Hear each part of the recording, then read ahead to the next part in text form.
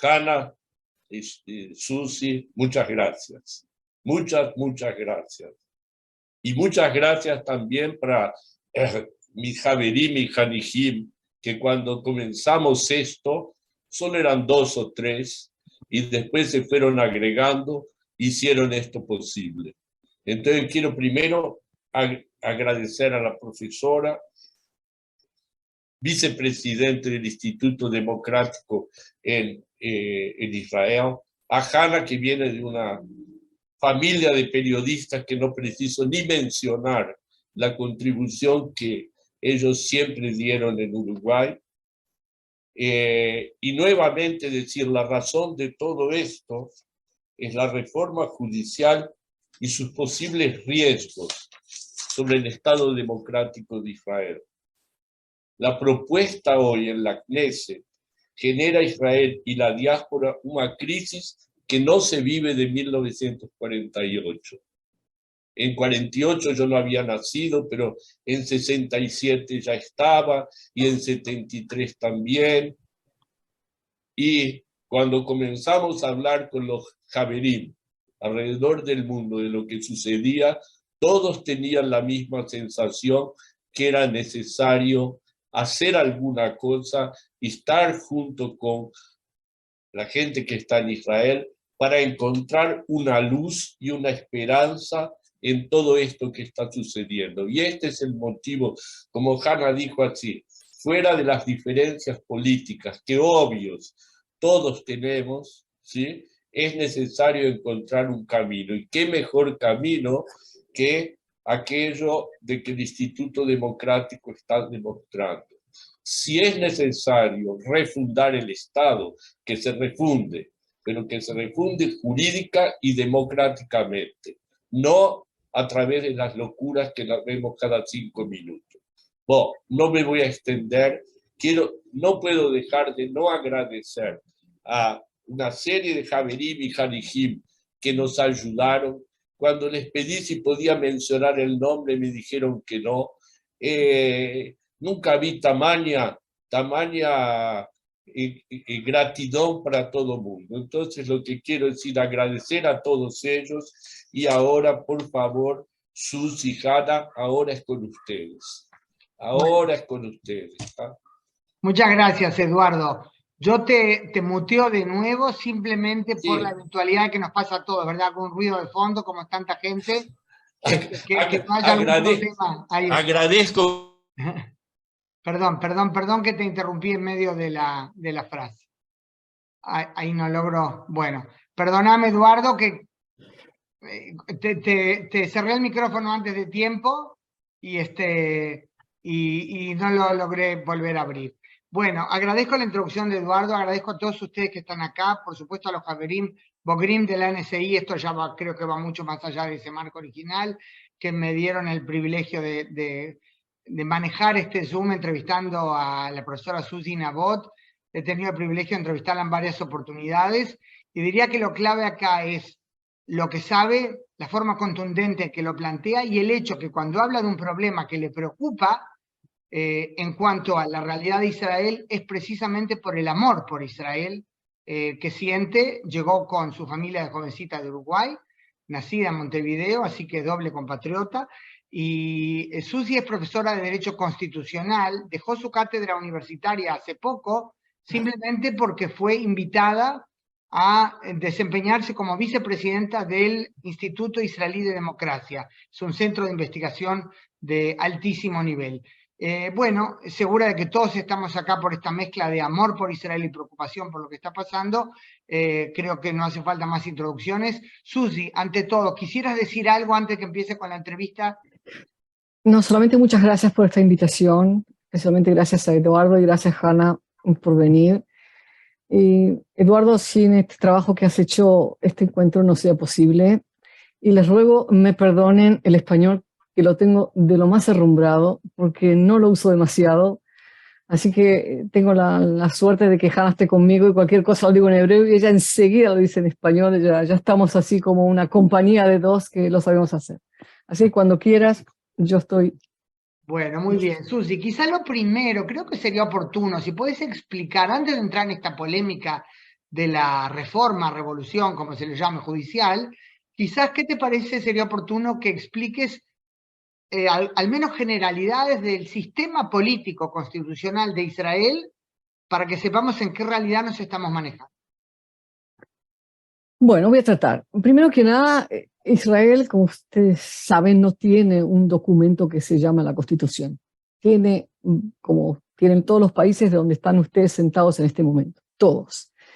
Lo que tenemos nosotros son varias leyes básicas que la Corte Suprema dijo en el pasado que tienen valor constitucional, pero a pesar de tener valor constitucional, son muy fáciles de escribir y muy fáciles de modificar. No es una constitución real, pero lo bueno que tiene es que hasta el día de hoy, y cuando yo digo el día de hoy, es el día de hoy porque yo no sé lo que va a pasar mañana, estas leyes básicas limitan el poder del gobierno. Porque si hay una ley que la Knesset va a pasar, que infringe mis derechos, que están protegidos por esas leyes básicas, yo puedo ir a la Corte Suprema y la Corte Suprema de Israel puede anular la ley y declararla inconstitucional. Que eso se puede hacer solamente en países que tienen constituciones. O sea que viene a ser un tipo de constitución, pero es una constitución muy frágil. Ahora, es una estructura frágil. Y cuando ustedes ven lo que está pasando en este momento en el mundo, los peligros que nosotros vemos en varios países, lo que se llama una erosión democrática, Israel, o sea, la situación de Israel, la estructura constitucional expone a Israel a esos peligros de una erosión constitucional mucho más que cualquier otro país. ¿Y por qué? Porque en todos los países donde ustedes están en este momento otra vez, hay lo que se llama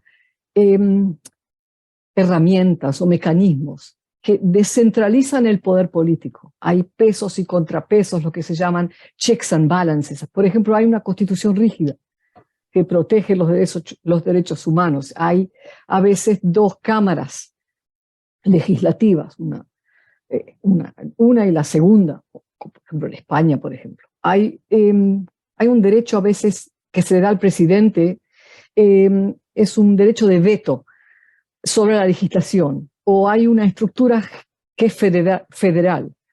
Y a veces, como en Europa, por ejemplo, hay tribunales, que son tribunales internacionales, que están por arriba de un país. Ahora, todos esos mecanismos, todas esas ideas, son parte de lo que nosotros llamamos checks and balances, pero ninguno de ellos existe en Israel.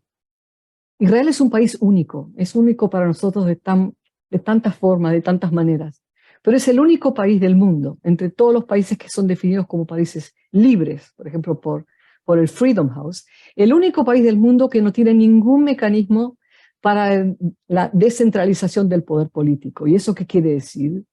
Que nuestro parlamento, que tiene la Knesset, que tiene 120 diputados, en este parlamento nuestro, 61 de ellos, es todo lo que se necesita para cambiar todo. Para cambiar las leyes básicas de Israel, 61 es el número mágico. Es todo lo que se necesita para cambiar el poder de las cortes, para cambiar el sistema de gobierno, para convertir Israel en una dictadura si alguien ya lo quiere. 61 es lo único que se necesita. O para eliminar o incluso, qué sé yo, borrar cualquier derecho humano. Solamente en Israel. 61 es poder absoluto. Y la única institución, la única que puede limitar ese poder absoluto de la Knesset es la Corte Suprema. Y por eso la Corte Suprema y su independencia están bajo ataque. Es una reforma de poderes. Alguien quiere aquí todo el poder para sí mismo. Ese es el background que les puedo dar de lo que pasa en Israel. No existen mayorías. La pregunta de Fabián, yo lo leo. Yo te doy la respuesta enseguida, si lo puedo dar en el mismo tema. Hay mayorías especiales para cambiar ciertas leyes básicas, pero la mayoría especial es 61. Las otras leyes básicas, qué sé, 2 contra 1 alcanza. Si vienen 2 diputados de mañana y no les gusta el presidente, hacen puff y desaparece el presidente de la República. Ahora imagínense una situación tal en cualquier otro país. No existe. ¿Dónde existe? Aquí en Israel. Para ti, Hanna. Bueno, Susi, apasionante este resumen básico, realmente clave para empezar a entender el tema. Ahora, cuando se habla, yo antes dije, ¿verdad? Reforma, revolución, como se le llame. Creo que el tema de la semántica es importante, porque el gobierno habla de reforma judicial, el ministro de Justicia, Yariv Levin, presentó una propuesta. Cuando uno dice reforma suena como algo legítimo, ¿verdad? Se trata de arreglar cosas que están mal.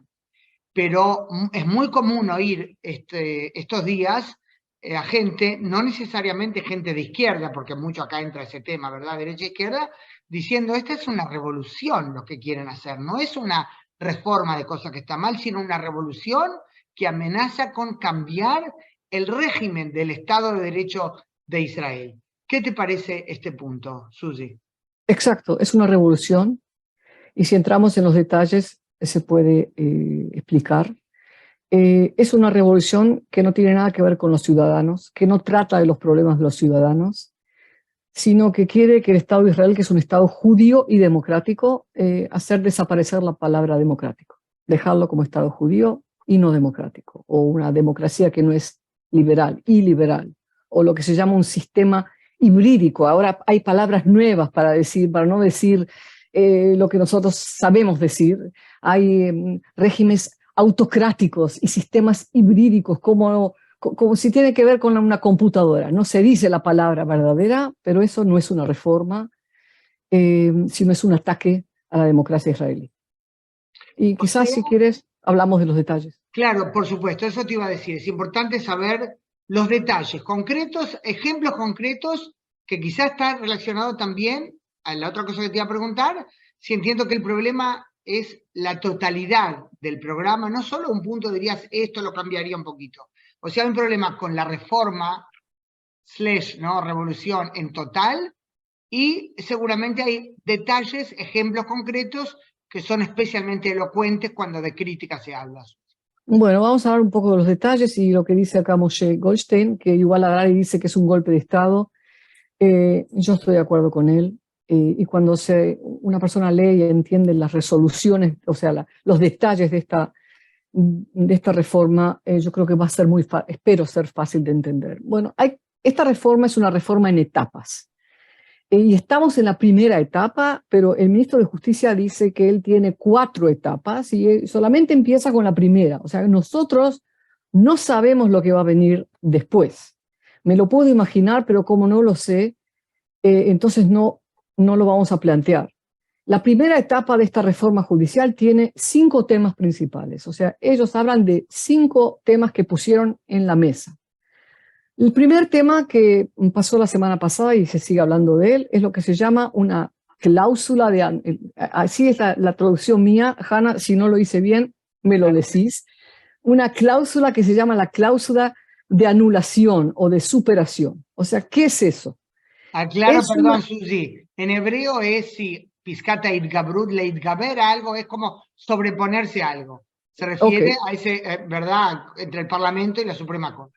Exacto. O sea, una mayoría simple de la Knesset, de 61, puede aprobar una legislación que fue declarada inconstitucional por el Tribunal Supremo de Justicia. Por ejemplo, imagínense, y esta idea es de hoy, porque hoy vi en los ómnibus un cartel diciendo que las señoras tienen que sentarse en la parte de atrás de los ómnibus y los hombres tienen que sentarse en la parte de adelante.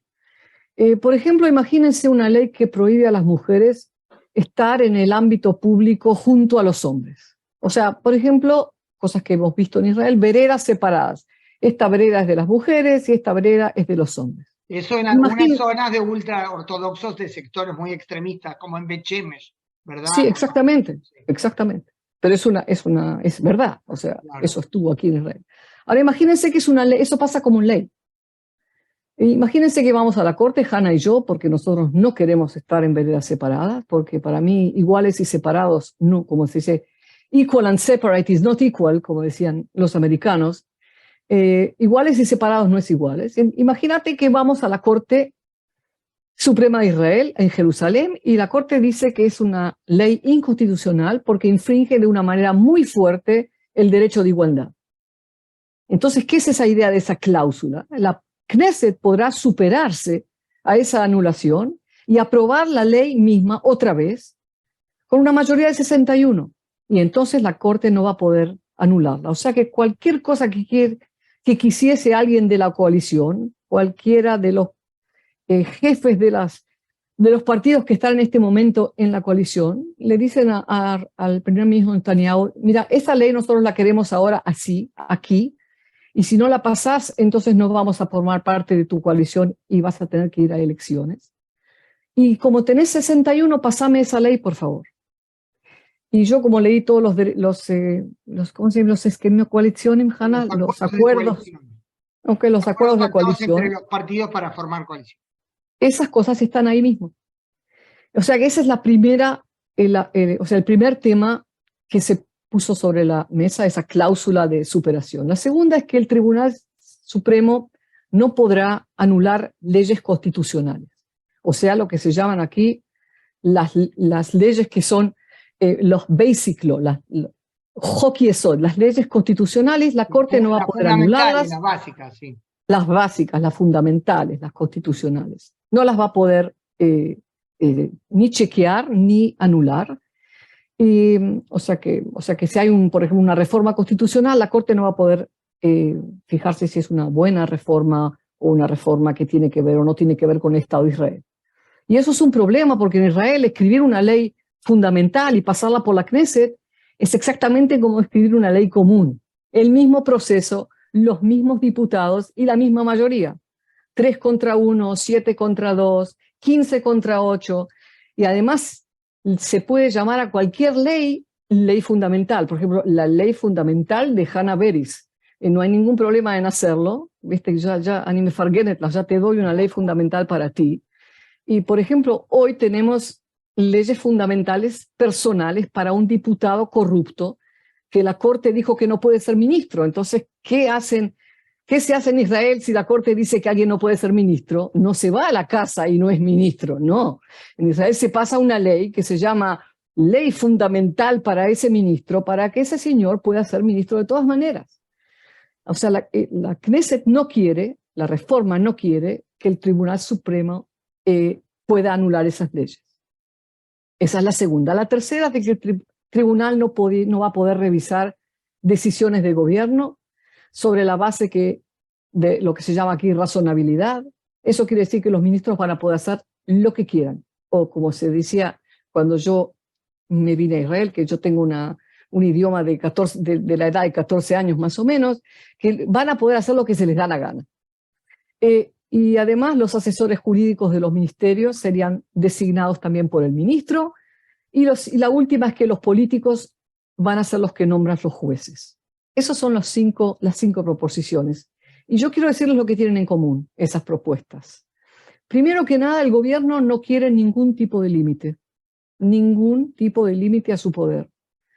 Quiere un gobierno todopoderoso.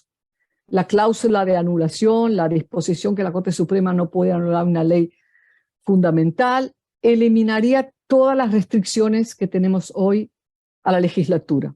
Y cuando decimos acá la Knesset, la legislatura en Israel de facto es el gobierno. La mayoría de coalición, el gobierno controla todo el parlamento. No hay en Israel una verdadera Knesset. Hay el gobierno que controla la Knesset. Y lo segundo que tienen en común estas propuestas es que todas las instituciones que actualmente son instituciones profesionales, neutrales, objetivas o independientes, van a ser politizadas. Los jueces van a ser elegidos por los políticos, lo que va a significar en Israel control político de todos los tribunales, de todas las cortes y de los asesores legales de los ministerios. O sea que todo va a ser político. ¿Okay? Nuestro, como dice el gobierno, nosotros fuimos elegidos y eso va a ser nuestro. Esa es la reforma que se puso en la mesa en este nuevo gobierno. Es realmente retórico resumir esto en la pregunta, entonces, ¿todo esto significa que si realmente todo esto se aprueba, Israel dejaría de ser una democracia liberal como siempre fue? Definitivamente sí. El gobierno quiere poder absoluto y quiere eliminar todas esas restricciones y hay que hacer acordar cosas que a veces no se acuerda, que un gobierno que no tiene límites no es un gobierno democrático. Un poder ilimitado no es democrático. Cosas básicas. El gobierno dice todos los días que él fue elegido por la mayoría de los ciudadanos. Es verdad. Y entonces dice majority rules. Lo que decide la mayoría es democracia. Pero la esencia de la democracia no es eso. La esencia de la democracia es otra cosa, porque nosotros, todos los que están aquí, muy bien sabemos que la mayoría puede hacer cosas horribles a la minoría. Y por eso la democracia es mucho más que un gobierno de mayoría. La democracia tiene también, yo siempre digo, 5 principios. Primero, que da una protección efectiva a los derechos humanos, porque si no es tiranía de la mayoría, porque sin protección a la minoría, la mayoría puede hacer lo que quiere. Y nosotros lo sabemos muy bien. Segundo, que hay que tener elecciones libres. Y ya escuchamos hoy mismo, al ministro de Justicia que dice, bueno, si hay un caos así, no hay por qué hacer elecciones. Y a mí esas palabras no me gustan, eso para decirlo así. Delicadamente. Sí. Elecciones libres que significan, por ejemplo, que hay pluralismo de opiniones, hay libre paso de opiniones, o sea que podemos cambiar opiniones entre nosotros, hay libre comunicación, hay, para saber, qué sé yo, hay televisión libre y radio libre, y para saber cómo votaría, para quién votar. Eso es lo segundo de la democracia. También la democracia exige una separación de poderes, y no para que haya un montón de instituciones. ¿Por qué dicen separación de poderes? Dicen separación de poderes para que ningún poder pueda tener un poder ilimitado. Para eso hay otras instituciones, para que limiten el poder absoluto. 4, hay una necesidad de Estado de Derecho, para que todos estén sujetos a la ley y nadie esté por encima de la ley. Y cuando decimos que nadie esté por encima de la ley, hay que tener una persona o una corte o alguien que asegure que todos estamos sujetos a la ley. Y 5, para una buena democracia, hay que tener un poder judicial independiente para que garantice el Estado de Derecho, para que nos dé una tutela efectiva a los derechos humanos. Y lo que hace esa reforma es destruir esos principios de la democracia. Y de Israel es una democracia que se llama flawed democracia que tiene un pgam. ¿Cómo se dice eso? Que tiene una falla. Una algo falla. Que está mal, una falla. En América Latina hay 2 países que son una imperfección, perdón, imperfección. Sí. En Israel hay, o sea, la separación de países entre democracias que tienen fallas, democracias completas, sistemas híbridos. Y lo que son dictaturas, es lo que se llama el Democracy Index, que yo les aconsejo verlo. Es del Economist, es muy bueno. Uruguay, por ejemplo, hoy es una democracia completa. Es el único país, junto con Costa Rica, que son democracias que tienen todos los principios buenos. Estados Unidos es una democracia también en falla. Israel por el momento es en falla, pero puede llegar a ser un sistema híbrido o siquiera más. Una cosa, Susi, que siento la necesidad de comentar, hemos hablado muchas veces en otras entrevistas, ¿verdad?, que podíamos ver las fallas, las cosas que estaban mal, cosas para criticar, pero como que el todo, la idea, ¿verdad?, de tantas cosas positivas en Israel, no que hacía desaparecer lo que estaba mal, pero como que dejaba el cuadro general, resumen, muy en positivo. Y claro, tú presentás un cuadro terrible si todo pasa tal cual ha sido planteado. Y hay cosas, como por ejemplo lo que mencionaste, de elecciones libres, que uno puede decir, bueno, ¿y de qué dependerá? Que no traduzcan las leyes que están promulgando.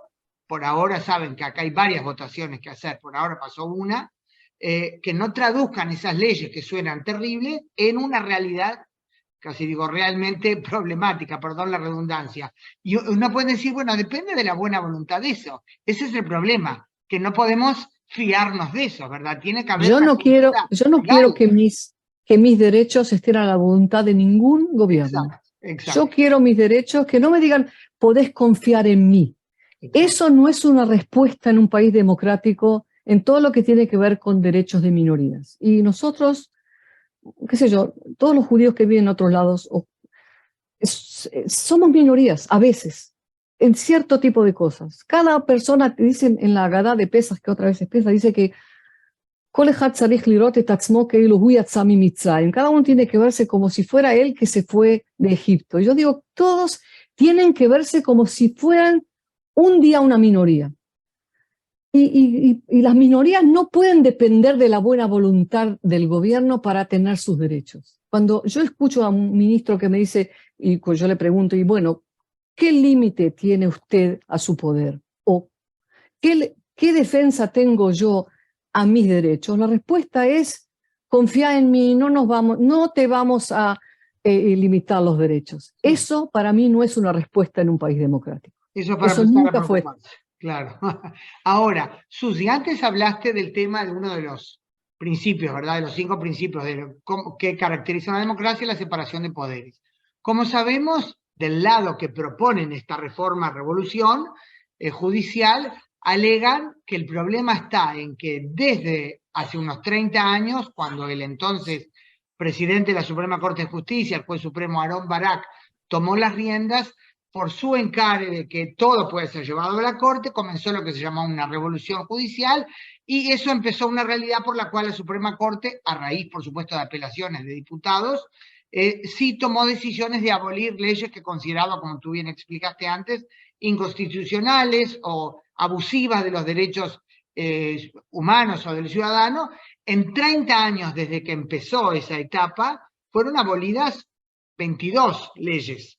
No voy a analizar. Ni siquiera leyes, sino solamente cláusulas, pequeñas cláusulas, ahí no está. Leyes enteras. Ahí está. Ahora, ¿cómo respondes tú a ese argumento de que el problema está en aquella revolución que hizo el juez supremo Aarón Barak? Bueno, eso no tiene nada que ver con Barak. La verdad que me da tanta lástima que lo hayan hecho el jefe de esa revolución. Primero que nada no fue él, fue otro presidente de la corte que se llama Shamgar, pero ahora ¿a quién le importa la verdad? Estamos en una época de fake, todo es fake y se puede decir todo y nadie tiene responsabilidad por el fake que dice. Barak es uno de los más grandes jueces de todos los tiempos y se convirtió en una especie de víctima en esta historia. Lo que pasó en 1992 es que la Knesset escribió leyes que tienen que ver con derechos humanos. Digo, finalmente la Knesset nos prometió a nosotros, los ciudadanos, que la Knesset no va a dañar o a limitar esos derechos excepto de una manera que sea proporcionada. La Knesset lo escribió, no la Suprema Corte. Ahora, ¿qué es lo que hizo la Suprema Corte? Es traducir esa ley. Le dijo a la Knesset, ok, si tú le prometiste a los ciudadanos que no los vas a limitar, sino de una manera proporcionada, yo voy a cuidar de que así sea. Yo voy a fijarme de cada ley, a ver si se limitan los derechos humanos, a ver si está hecho de una manera que es proporcionada, sí o no. Y eso es lo único que se hizo. O sea, la Corte hace lo que las Cortes hacen en todos los países, en Uruguay, en Argentina, en Brasil, es interpretar lo que está escrito en la ley. La ley esa no se cambió. O sea que no hay una verdadera conexión entre el pasado y hoy. Lo que hubo en el pasado y hoy no hay es el respeto por las reglas del juego. Antes en Israel había algo que se llama vergüenza. Hay cosas que no se hacen. No se atrevían a cambiar las reglas para beneficiar a un ministro o otra persona. Pero en los últimos años hay algo que se llama unbearable lightness, la facilidad insoportable, creo que así se traduce, en los cambios del régimen. Cada uno llega al gobierno y dice, ok, ¿qué es lo que yo necesito? Ahora voy a cambiar las reglas del juego. Imagínense que cada grupo o cada jefe de grupo de fútbol, cuando llega, lo primero que quiere hacer es cambiar las reglas del juego, porque a él no le viene bien que tiene solamente 11 jugadores. Él quiere tener 13, que los otros jueguen con 11. Para él 13 está bien. Y qué sé yo. Eso es lo que está pasando en Israel en los últimos años. Y la respuesta es, como te dije antes, de que no hay ningún límite o no va a haber ningún límite si esa reforma pasa. Y vamos a tener que esperar que el gobierno nos proteja o nos dan la respuesta, confía en nosotros, eso es el gran problema. Y no tiene nada que ver con el pasado. Yo no acepto eso pasó hace 30 años y ahora vamos a devolver el sistema. Estamos en otros tiempos. Los derechos están protegidos 30 años y así tienen que seguir estando. Aparte, recordemos que en 30 años fueron declaradas inaceptables, inconstitucionales, partes, como tú me corregiste acertadamente, no leyes totales, ¿no? Pero 22 en 30 años, ¿no? O Que no sea, es nada, comparado con el mundo no es nada. En el exacto. derecho comparado hay de entre 40 y 400 leyes a veces por año, depende del país. Acá preguntan el principio fundamental de igualdad, no existen las leyes fundamentales, es verdad. Espero que sea escrito cuando, que yo lo pueda todavía ver. Pero la Suprema Corte de Justicia, la interpretación del derecho de dignidad es que una persona no puede ser digna si no se siente igual. Entonces el derecho de igualdad se conoce dentro del derecho a la dignidad. Esa es la respuesta a la pregunta que estaba aquí. Ahora, Susi, hay, aparte de lo que yo llamo ese espíritu de revanchismo que siento, ¿verdad?, en el lado que plantea esta reforma, junto a ese espíritu hay quienes están con diferentes matices a favor de la reforma o tienen algunas críticas, pero no la descalifican totalmente. Dicen hay cosas que arreglar en el sistema judicial. Claro, lo que el ciudadano más siente, por ejemplo, si uno está en un proceso jurídico, ¿verdad?, los siglos que demora cada proceso, por no sé si es falta de eficacia, de eficiencia, perdón, falta de jueces, pero no es de nada de eso que habla la reforma judicial. ¿Qué aspectos dirías tú, si es que consideras que los hay? Sé que consideras que sí, porque ya me lo comentaste en una entrevista. ¿Qué cosas sí hay que corregir, en tu opinión, en el sistema judicial? Cuando hace unas semanas, ya más de un mes, el ministro de Justicia presentó el plan de reforma y un rato después la presidenta de la Suprema Corte pronunció un discurso muy contundente, yo personalmente pensé que ella cometió un error al no decir algo también de autocrítica en cuanto a las cosas que sí hay que corregir. Pero concretamente, ¿qué es lo que tú crees que debería corregirse, si es que hay algo así? Hanna, hay tantas cosas para corregir, pero este programa no trata los problemas reales del sistema legal, como tú dijiste. Exacto. Primero que nada, vamos a empezar lo que tú mencionaste. Lo que le molesta, primero que si hay algo que reformar, vamos a preguntar qué es lo que le molesta a la gente. ¿Qué es lo que el ciudadano, cuando él va a la Corte o necesita servicios de la Corte Suprema o de la Corte del magistrado, cualquier corte, qué es lo que cuál es el problema ahí?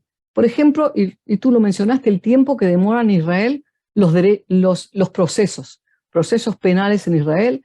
Hay casos que duran 5, 6, 7 años en la corte. Imagínense una persona que está bajo un juicio criminal. Tiene durante años, como si fuera una nube por arriba de su cabeza, que es una nube que no se sabe si es una nube negra o es solamente, qué sé yo, gris, y al final quizás todavía ninguna nube porque salió inocente. ¿Cómo se puede decir que una persona así puede pasar años sin saber la decisión? Y el ejemplo que te voy a dar es el ejemplo del primer ministro Netanyahu, porque las investigaciones contra Netanyahu empezaron en el 2018. Hagan la cuenta con los dedos como yo. Ahora, la acusación a la corte se presentó en enero del 2020. Ahora estamos en febrero del 2023. Estamos escuchando los testigos primeros, el número 30 o 40 testigos de 303. O sea que ya pueden hacer la cuenta cuántos años este juicio todavía va a durar y estamos todavía en el tribunal de distrito. O sea que hay una apelación, todavía falta la apelación a la Suprema Corte de Apelaciones. O sea que lo menos entre, qué sé yo, lo mínimo 3, 4, lo máximo 6, 7 años más. Eso no es justicia. Y eso hay que tratarlo inmediatamente. Y hay otro problema, que el Tribunal Supremo de Israel, lo que se llama el Tribunal Supremo de Justicia es también el Tribunal Supremo de Apelaciones. O sea que todos los casos que hay en Israel, Israel es un país que le encanta ir a la corte. O sea, es un país donde per cápita tenemos la mayor cantidad de abogados en el mundo, pero tenemos un tribunal de apelaciones solo, que tiene 15 jueces, que escucha, qué sé yo, 10.000, 12.000, 14.000 casos por año, 15 personas. Eso tampoco es justicia. No hay suficientes jueces, no hay un tribunal especial de apelación penal, no hay un tribunal especial de apelación civil para dejar, qué sé yo, la Suprema Corte que trate los casos constitucionales. De todo eso, ¿qué es lo que hay que hacer inmediatamente? La reforma, ni una palabra dice. Exacto. Y la palabra derechos humanos tampoco está escrita. No está mencionada siquiera. Y eso realmente es solo un ejemplo muy contundente, relacionado muy fuerte a todo ese tema de la confianza, ¿verdad? Del pueblo en las instituciones. Un comentario a raíz de una publicación, de las excelentes publicaciones del Instituto Israelí de Democracia, donde tú sos desde hace unos meses la vicepresidenta. El instituto publica diferentes informes, ¿no?, sobre diferentes aspectos de la vida, de la política, de la sociedad ultraortodoxa, en fin, y también de opiniones del pueblo. Y mientras estaba todo este escándalo, ¿verdad?, de cómo, por supuesto, el gobierno afirmando que el pueblo ha perdido la confianza en la Suprema Corte de Justicia, si bien ha bajado el índice, lástima que no me lo preparé para compartirlo ahora, si bien es verdad que bajó un poco el porcentaje de cómo los ciudadanos, digamos, 47%, pero a la Corte Suprema, lo que se llama confianza, pero no te olvides que la Knesset tiene 23%. Eso es lo que iba a decir, muchísimo más confianza a la Suprema Corte que a la Knesset, que a los partidos políticos.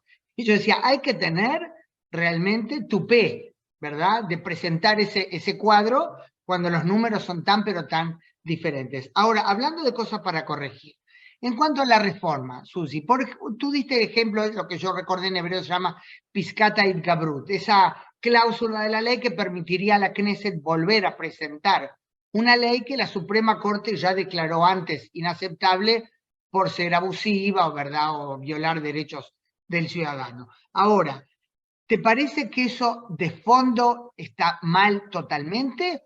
No. O el tema es el que sea por 61. Quizás si fuera que se apruebe esa cláusula por 80 diputados, con lo cual estaría claro que incluye a diputados de la oposición, ya es otra cosa. Yo no estoy contra nada. Se puede hablar de todo, pero hay que saber cómo hablar. Claro. Y no presentar algo que es, qué sé yo, poner una bomba sobre la mesa y vamos a hablar del, qué sé yo, de cuánto, qué largo es lo que se llama el ptil, o sea, la mecha. La mecha. Así no. Hay muchas cosas que hablar. Hay que escribir una ley básica sobre la legislación.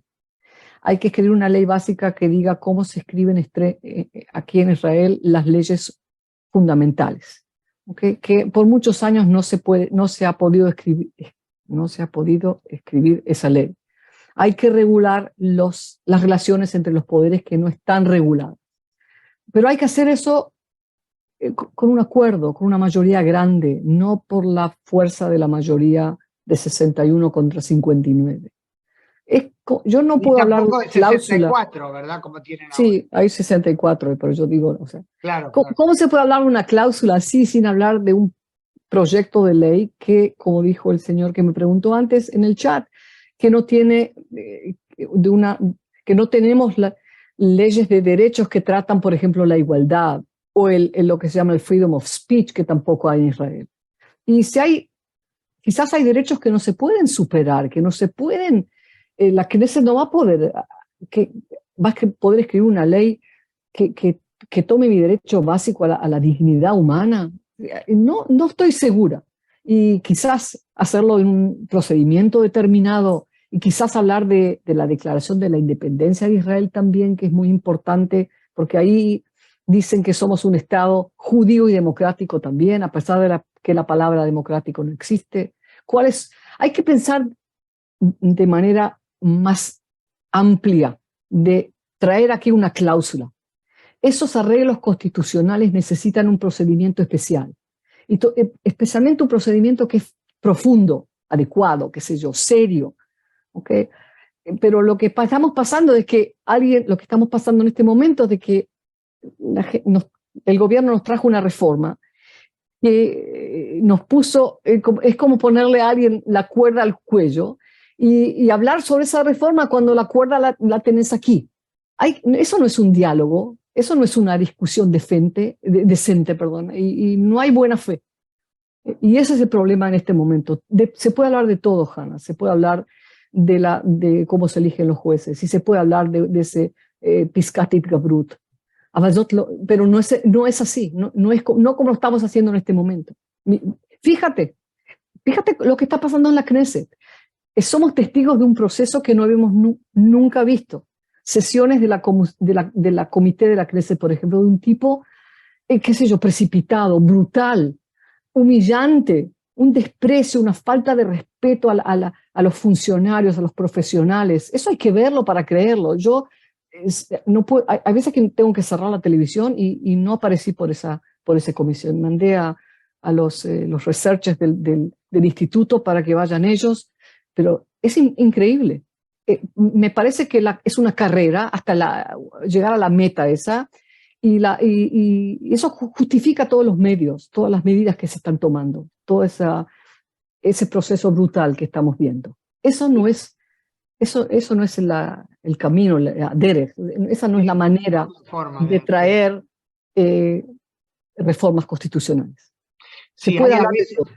Algunas actitudes de algunos diputados, por supuesto sin generalizar, más allá de discrepancias políticas, el estilo, la forma de actuar en el Parlamento. Hay algunos diputados que yo pienso, si Begin, gran demócrata como Menachem Begin, Zichron Libraja, si los viera, se debe estar revolcando en la tumba. Hay ejemplos que realmente hace una úlcera repetirlos. Ahora, Susi, como sabemos, otro de los argumentos de quienes presentan la reforma, que realmente tratan de, yo lo veo en los diferentes grupos de WhatsApp de los que soy miembro como periodista, que a veces digo en exabrupto, me voy, no los aguanto, pero digo, tengo que ver lo que dice también, ¿no? Me pasa tanto con grupos de propaganda palestina como con algunos diferentes grupos de información, que hay mucha desinformación. Bueno, la forma en la que se difunde odio contra la Suprema Corte, y uno de los argumentos es, si es verdad, hay lo que corregir, es la presentación de la Suprema Corte como totalmente elitista, ashkenazí, antirreligiosa, casi antijudía, dicen unos, presentándolos casi como enemigo del pueblo. ¿Cuál es la verdad en cuanto a la composición de la Suprema Corte? Y recordemos que, si no me equivoco, 9 de los 15 jueces supremos actualmente fueron electos en los gobiernos de Netanyahu, que ya van tantos años que por supuesto era así. Hannah, yo no sé de lo que están hablando. Hoy no hay mucho que... Ese es un tipo de argumento que es muy fácil de ver lo que es verdad y no. Hay que abrir la Wikipedia nada más, o la profesora Wikipedia, como se llama aquí. Ningún problema. Dicen que no hay religiosos. Hay más religiosos en la Corte Suprema de Israel que el número de religiosos proporcional en el país. O sea, el número de religiosos es superior a la parte de los religiosos en la población. Hay estudios que se han hecho recientemente sobre ese mismo asunto para tratar esas, como dices tú, esas afirmaciones. Hay menos mujeres hoy en la Corte Suprema que su parte de la población. Y sobre los faradim, que eso es siempre el tema, hay que recordar lo que pasó en Israel en los años 90. Hasta los años 90, la gente que pudo estudiar abogacía, había solamente 3 o 4 facultades que tenían 120 o 200 qué sé yo, lugares para estudiar abogacía. Y la verdad que la gente que llegó era gente de un estatus social especial, o sea, bastante común. Pero en los años 90 se abrió el mundo jurídico porque llegaron los colleges de abogacía. Y eso quiere decir que gente que vive en la periferia, lo que se llama, pudo estudiar, y había muchos sefaradim, que es muy bueno. Yo me quedé en ese colegio de la periferia porque veía que era, aparte de lo que yo tenía que aportar al país, crear un nuevo DOR, ¿cómo se llama? Una generación de otro tipo de abogados que venían de otros lados cuando los padres no sabían ni siquiera leer o escribir en hebreo. Y para mí, cuando una persona así llegó a ser juez, es un placer increíble, es un orgullo también. Ahora esa gente llega, que los que empezaron a estudiar en los años 90, ahora llega a los años 50, que van a tener 45, 50 años, ahora empiezan a ser jueces de magistrado. Y de ahí van a ser jueces también de la Suprema Corte, pero recién empezamos, en los últimos años, y por eso se ven cada vez más. En la Suprema Corte todavía no hay demasiados, pero es cuestión de tiempo, nada más que tiempo. Pero no es cuestión, decís, de una decisión explícita de mantener lo que muchos presentan como esa élite nos elegimos a nosotros mismos. No, y eso es una característica determinada. Esos son cuentos. Ok. Ahora, ¿cómo es eso? ¿Leyendas? ¿Leyendas? Leyenda, sí, leyenda urbana. Hoy escuché una entrevista en la emisora del ejército, Galei Tzahal, con el brigadier general de la Reserva Tzvika Fogel, que es miembro del partido Otzma Yehudit, uno de los socios del Likud en la coalición, y es quien encabeza la Comisión de Asuntos de Seguridad Nacional en la Knesset. Y hablando, por supuesto, de toda esta polémica, él, usando el término dictadura judicial en su crítica a la Suprema Corte, dijo, imagínate, y el que lo entrevistó, si no me equivoco, era un periodista que había estado abocado también a temas, a asuntos militares, y le dijo, imagínate una situación, como sabemos por las noticias, Irán está acercándose al nivel de enriquecimiento de uranio del 90%, ya se confirmó que ha enriquecido a 84%, lo cual es nivel militar para poder desarrollar una bomba atómica.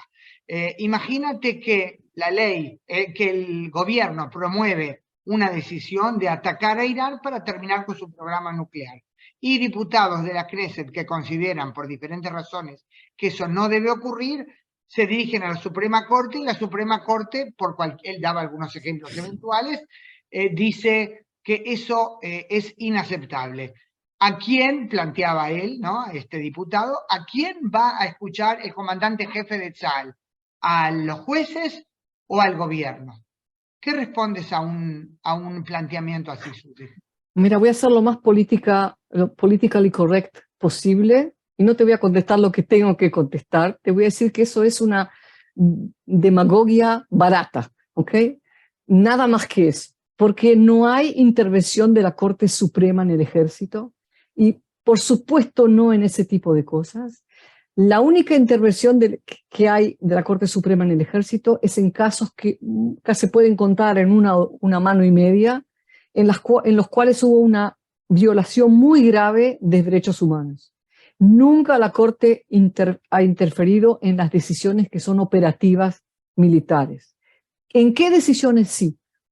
Te voy a contar dos, si me permitís. Primero, fue la Corte Suprema que permitió a las mujeres que compitan en un curso de pilotos. Porque en Israel el ejército hasta los años 90 no dejó a las mujeres ni siquiera competir. Porque el ejército decía postularse, que... te referís, Susi, postularse para participar en el curso. Postularse es una palabra que... Como el Amit Muhammadud, para tratar... Sí. Es una palabra muy rara para mí. El ejército decía que para ir a ese curso y para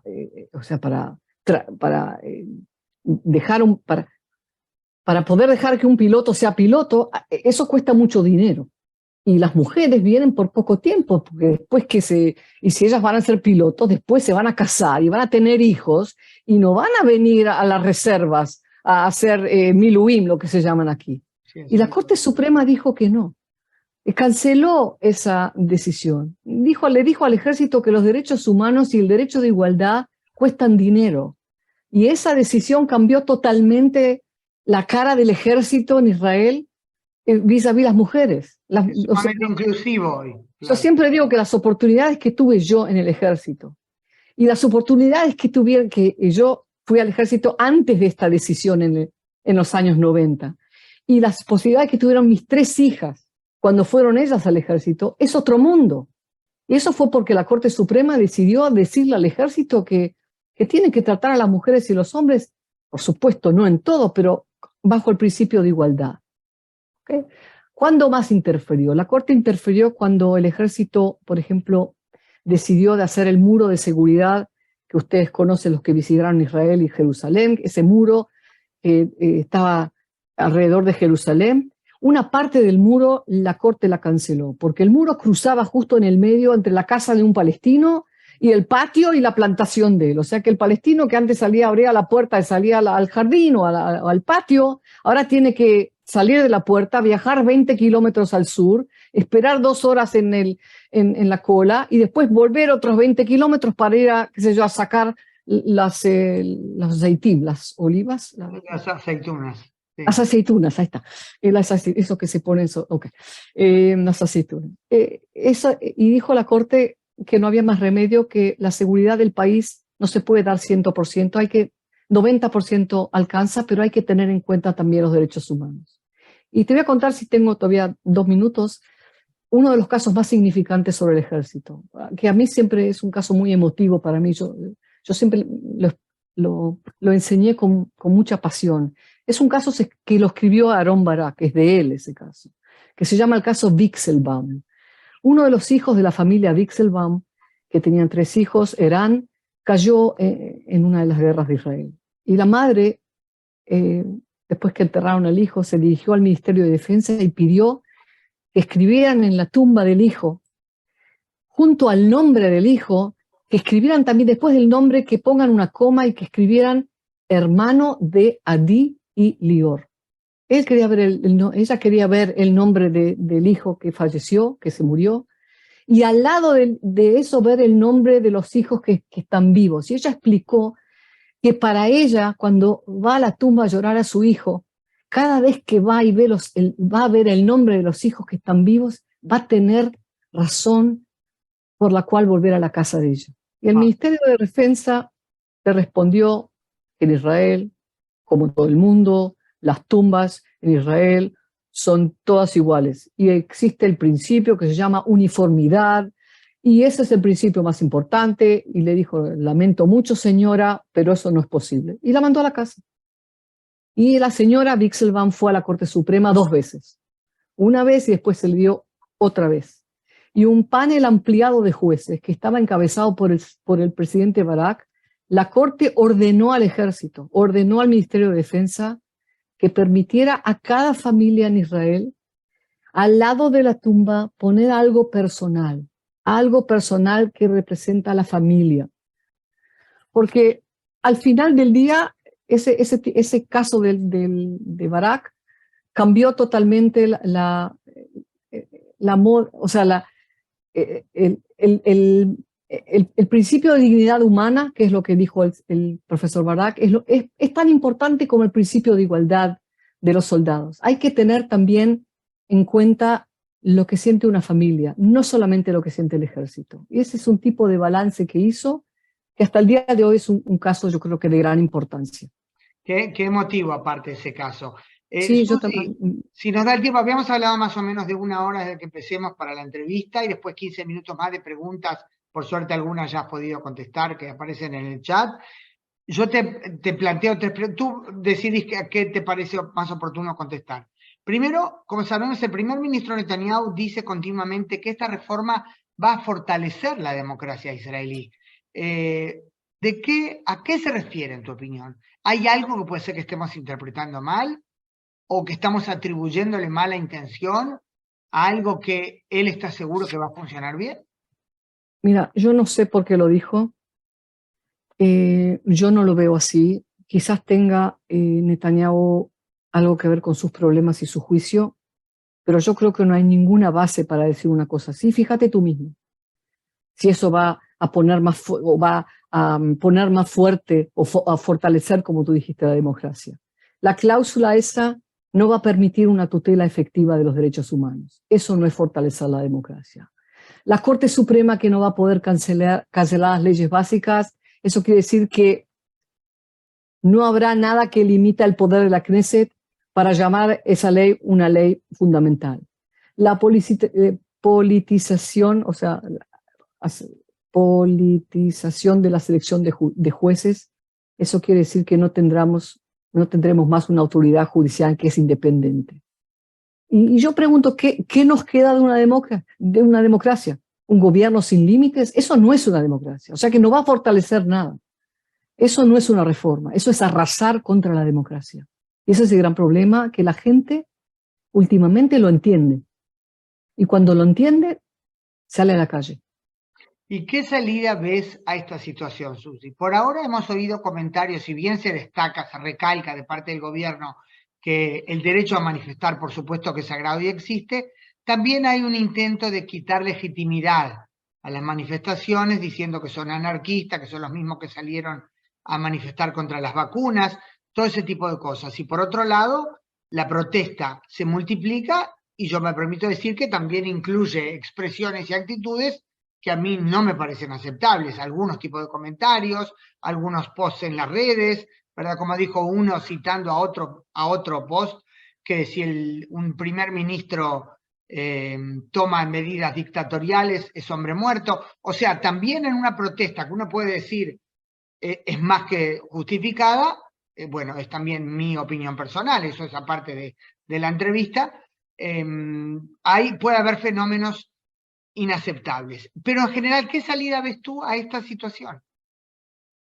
Mira, Hanna, yo soy israelí, pero yo no soy profeta. Así que yo espero que no lleguemos a un estado de caos constitucional, porque eso no se sabe dónde va a llegar.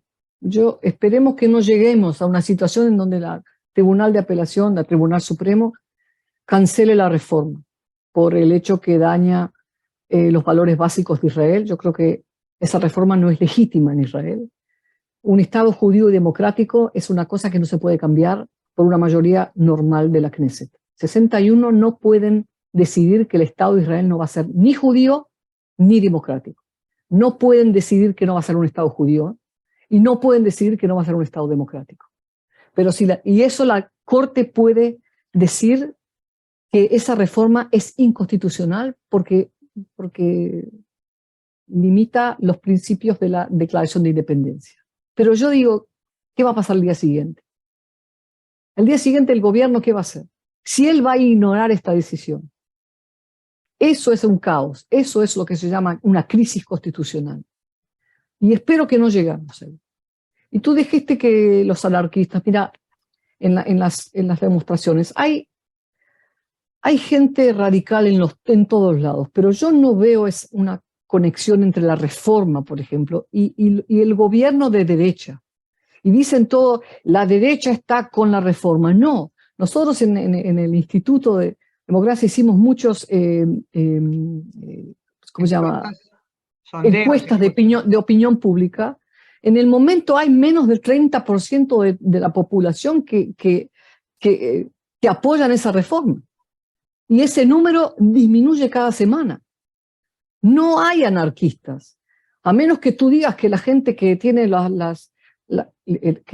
que sostiene el high-tech de Israel, la gente que son de altos rangos del ejército, el general del Shabak y el general del Mossad y los cientos de economistas que firmaron esas letras, por ejemplo, esas cartas, sí. Todos esos que advierten contra los resultados de la reforma, las decenas de organizaciones de NGOs que toman parte en esta protesta, a menos que tú digas que son todos anarquistas, a pesar de que son manifestaciones que son muy tranquilas y son muy ordenadas, lo único que hacen es bloquear la carretera durante media hora. No, por favor.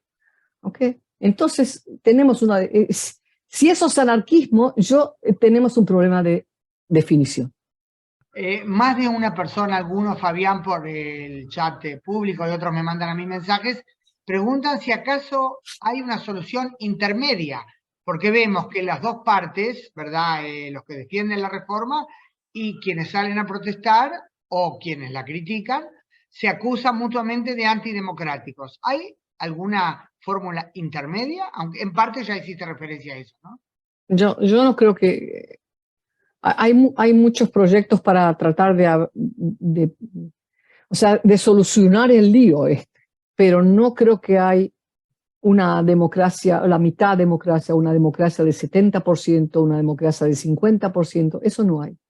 Y la reforma es antidemocrática. Y eso no es solamente, yo no conozco a ninguna persona seria, ningún profesor, de los mayores profesores que hay hoy del mundo que están involucrados aquí, que haya dicho que eso no es una buena reforma, que no va a tocar la democracia israelí. Al contrario. ¿Okay? Todas las personas, los profesionales dicen que es un peligro para Israel, un peligro para su economía, un peligro para la gente israelí, para el Estado mismo. Y yo no conozco a nadie, Hannah, que dice, menos por supuesto que las personas políticas, los diputados dicen que es la democracia. Ellos ven democracia como lo que se llama gobierno de mayoría. Para ellos eso es democracia. Y si preguntas a una persona que no entiende, te va a decir, y le preguntas qué es democracia, es gobierno de mayoría. Y lo que yo hice cuando di ahora unas charlas a la gente de high-tech, que también pregunté a los muchachos de high-tech que tienen 30 años, que hicieron gente muy inteligente, pregunté qué es la democracia y me contestaron gobierno de mayoría. Digo, ok, 3 palabras para decir democracia está muy bien. Ahora les doy, por supuesto, 3 palabras para explicarme qué es el fútbol. Entonces se quedaron callados. ¿Y fútbol en 3 palabras? No, eso no podemos porque fútbol es mucho más problemático que 3 palabras. Digo, ahí está. La democracia es exactamente igual. En 3 palabras no se puede, definir una democracia. Democracia tiene sus reglas, lo menos 5. ¿Okay? Y eso es una democracia. Entonces, ahí estamos. Voy a completar Yo no veo la mitad en eso. Voy a completar, Susi, con algo que tú dijiste que vi en uno de estos excelentes videos cortos y al grano tuyos, explicando cuál es la problemática. Horrible, mirá lo que tengo que hacer. Tengo que hacer TikTok. Mirá lo que hace una profesora seria como yo, que tiene que hacer. Pero efectivo y educativo. Han circulado por las redes y en uno dijiste, espero no estar citándote mal, democracia no es gobierno de la mayoría, es el gobierno del pueblo. Algo por el estilo, ¿verdad? O sea, mucho más. Sí, ahí está. Ahora, hay aquí, y perdón que ahora ya me perdí ese mensaje, ¿quién lo planteó? Por ejemplo, alguien recalca que ya en las elecciones se planteó este tema de la reforma judicial. Más o menos, y estas son palabras mías, ¿de qué se quejan ahora? No son las palabras de la persona que pregunta. Pero eso no es verdad. Eso no es verdad que se planteó. O sea, no así, dices tú. No, apenas. Hablaron de otras cosas completamente y hay lo que se llama, aquí hicieron, ¿cómo se dice? Skarim. Encuestas. Encuestas de lo que dijo cada diputado del Likud durante todos los 3 meses antes de las elecciones. Y hicieron cuántas veces dijeron Piskat Hitgabrut y cuántas veces dijeron otras cosas. Y hay números. Es como lo que hizo, creo que fue el Financial Times o el Washington Post, que le hizo a Trump y le contó todos los fake en el Twitter, los contaba por día. Exacto, hicieron lo mismo. No es verdad que la reforma estaba en la mesa. Algo de la reforma había en el aire por el juicio de Netanyahu, pero la reforma, un mes, o sea, 3 semanas antes de las elecciones, la Tzionut Datit, o sea, ese partido, el sionismo, puso su reforma que se llama Ley y Justicia, justo como el partido de Hungría, ¿okay? El mismo nombre, Hungría, ¿sí? Okay. Ahí está, puso, eso es lo que nosotros queremos hacer. La primera vez que yo vi algo parecido fue eso, pero no en el Likud. Por eso digo que no sé si es una reforma del Likud. Ahora. Pero cada día que pasa es un día nuevo con nuevas preguntas que nosotros los profesores de Derecho Constitucional no tenemos también siempre la respuesta. Todo es nuevo, todo es precedental. No pasó nunca una cosa así en Israel. Nadie trató de cambiar el sistema de gobierno de tal manera, de cambiar los valores fundamentales del país. Y por eso son todas nuevas preguntas. ¿Va a haber desobediencia civil? ¿No va a haber? ¿Qué va a pasar mañana? ¿A quién va la policía?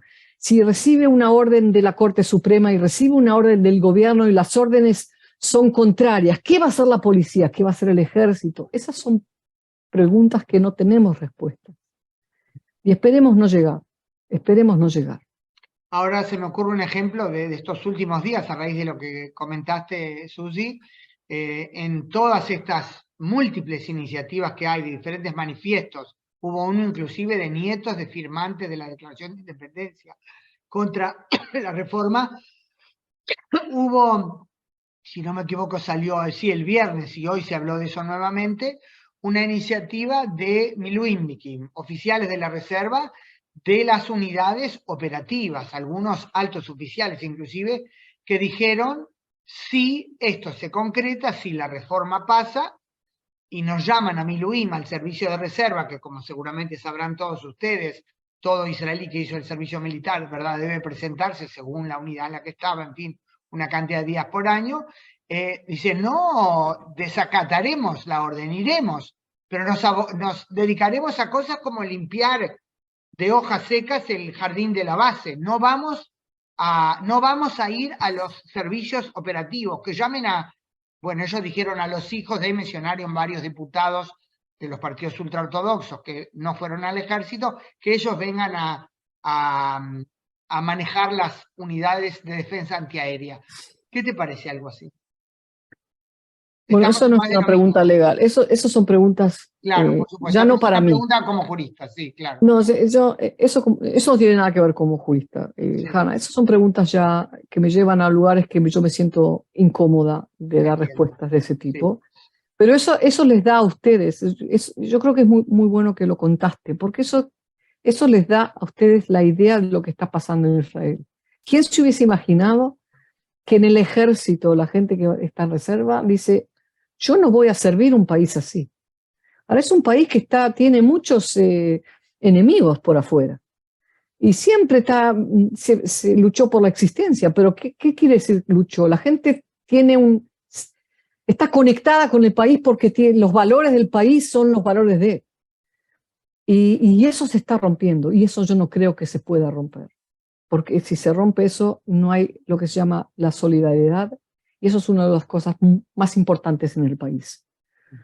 Pero eso les da una idea de lo que está pasando, los ejemplos que Hanna les cuenta, lo que pasó ayer, lo que pasa hoy, son las preguntas que se están preguntando hoy.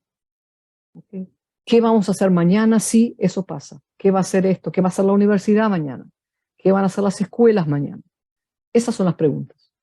Respuestas. Hay una pregunta de uno de los temas que quizás muestran la problemática, ¿verdad? Que no se trata solo de la Suprema Corte, sino quienes interpretan toda esta reforma, el plan de reforma, como algo mucho más amplio y peligroso, puede tener este tema que voy a mencionar ahora, a raíz de una pregunta de Jacob Gelman, como un ejemplo de que hay algo acá más profundo.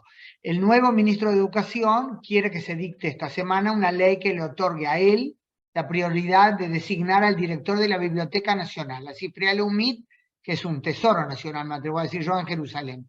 Y esto se pregunta Jacob para defenestrar al actual director Shai Nitzan, que en condición de procurador general del Estado fue quien abrió los juicios contra el ya entonces primer ministro Netanyahu. ¿Cómo interpretar esto? Otra vez una ley personal una ley personal de venganza. Así lo llamaría yo. Yo estoy en el poder ahora, yo puedo. ¿Se acuerdan lo que decía Obama? Yes, we can. Es lo que está diciendo la Knesset hoy. Yes, we can. Nosotros podemos hacer lo que queremos. No nos gusta ese, lo vamos a sacar. No nos gusta aquel, también lo vamos a sacar. No nos gusta la Attorney General, la Gali Barab Miara, la Procuradora del Pueblo, también la vamos a mandar a casa. Yes, we can. Eso es poder ilimitado. El ejemplo ese del tesoro de Israel, porque ya dijeron hoy la Universidad Hebrea de Jerusalén, dice, bueno, si eso es lo que van a hacer, nosotros vamos a sacar de la Sifriá Leumit todo lo que tenemos ahí, que son grandes tesoros de la cultura israelí. Y eso otra vez, eso es politización politization de las cosas que son neutrales en Israel, que son profesionales. Shai Nitzan está haciendo un trabajo precioso en la Sifriá Leumit. Pero como no es de los nuestros, sino es de ellos, lo vamos a tener que sacar.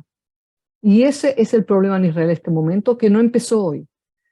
Es ese de hacer un targeting a todas las personas que no son, o sea, no pertenecen, no son políticos y no van a hacer lo que los políticos quieren. Porque entonces no vamos a tener que identifican, moverlos. claro. Y yo creo que muchos de ustedes vieron y vivieron ese tipo de situaciones. ¿Okay? Con gobiernos así, gobiernos de otro tipo, que dijeron, bueno, los nuestros versus ellos. Eso es la esencia del populismo que están viviendo varios países, Hungría, la Polonia, Turquía ya pasó a otro lado, Rusia, lo hemos visto también en países de América Latina sin dar nombres, se vio durante un tiempo también en Estados Unidos. Eso es populismo. Hay populismo que sucede porque las leyes son, o sea, los sistemas son débiles como Israel y como Hungría y Polonia. Y hay populismo que no pudo porque los sistemas son más fuertes y hay una constitución más fuerte, entonces no se puede cambiar tan fácil. Pero lo que estamos viendo es exactamente eso. Y si alguien quiere saber lo que está pasando en Israel, que lea lo que pasó hace 4 o 5 años atrás en Hungría. Vamos el mismo camino, uno atrás del otro, exactamente la misma manera de actuar, las mismas decisiones, los mismos proyectos. Ahora vamos a cerrar el canal de televisión, que es un canal público, y vamos exactamente lo mismo. O sea, la historia ya nos da todo lo que ha pasado antes. Okay, yo quiero terminar con algo que yo veo con mucho optimismo. En las últimas semanas, Israel está viendo algo que no se vio nunca. Cientos de miles de personas han salido a las calles de Israel gritando la palabra democracia con la bandera nacional. Una palabra que es confusa, que no es clara, que es dudosa si la entienden siquiera. Miles y miles de personas están hablando de la situación constitucional. 2 mujeres que están en café, tomando café y hablando sobre esa cláusula de superación que hablamos. Los taxistas que tratan el comité de la selección de jueces. Eso es completamente algo nuevo. Y contrariamente de lo que nos dicen, no estamos hablando de izquierdistas. Hay gente de izquierda y de derecha, laicos y religiosos en esa protesta popular. Ayer, por ejemplo, en la manifestación de Tel Aviv, habló el rabino que es el jefe de las comunidades reformistas de Estados Unidos, que tiene 2 millones de gente que lo soportan. Que lo apoyan, sí. Es preocupante porque el gobierno que actualmente no tiene una mayoría verdadera para esas reformas, sigue corriendo a ciegas. Pero lo que eso me revela a mí es que hay un pueblo que quiere ser un pueblo libre en su país. Am Hofshi Be'artzo, como dice el himno. Y a su lado están los judíos del mundo, lo que se llama Yadut HaGolá, que también está preocupada. Los judíos americanos, primeramente, que están muy involucrados y ayudando y tratando de influir. Y nos ayudan mucho estos días. Y están ustedes, que se reúnen aquí. Eso para mí no es nada obvio. Que se reúnen aquí para escuchar lo que está pasando en nuestro país, que es nuestro, suyo y mío de la misma manera. Y para mí eso me da mucha energía positiva. Es como esos autos eléctricos que van y se enchufan. Yo cuando voy a las manifestaciones es como una persona que se enchufa y solamente le viene energía buena, porque es muy alentador para el futuro, porque es primera vez que Israel lucha no por su existencia vis-a-vis los peligros de la situación militar, sino lucha por valores. Y no solamente el Estado de Israel está luchando, es la lucha de los judíos. Y también ustedes tienen un papel. Ustedes, los que están aquí, que tienen que tomar parte, tienen que hablar, tienen que ayudar, tienen que influir, cada uno donde pueda, porque es la patria de todos. Y eso yo creo que es un punto que da mucho optimismo en estos días. Yo estoy mucho más optimista hoy de lo que estuve hace 6 semanas atrás, que ya se veía totalmente negro. Yo ya no veo tan negro las cosas. Al final vamos a salir de este problema. Fortalecido. Yo te agradezco enormemente, Susi, este último comentario. Agradecerte, Susi, por toda tu sapiencia y tu forma de compartirla y por ese tono que consideraste importante y fue tan oportuno el comentario optimista, ¿verdad? De que hay Así se esperanza. siente, es verdad. Sí, que lo decís porque lo sentís y porque también eso viene por la preocupación y el amor por Israel, como dijimos al comienzo. Yo agradezco a todos los que se hicieron presentes, gracias a todos por haberse sumado a esta actividad y a ti, Susi, más que nada. No tengo palabras, como siempre. Un placer. Gracias. Sí, fue muy difícil para mí, pero un placer de todas maneras. Hablar en una lengua que no se usa todos los días, pero muchas gracias a ustedes por venir. Gracias, Eduardo, otra vez por organizarlos. Un placer verlos, vi compañeros de clase, que eso me da un placer especial. Gracias, Hanna, por ayudarme y por venir también. Y bueno, nos vemos pronto en Red.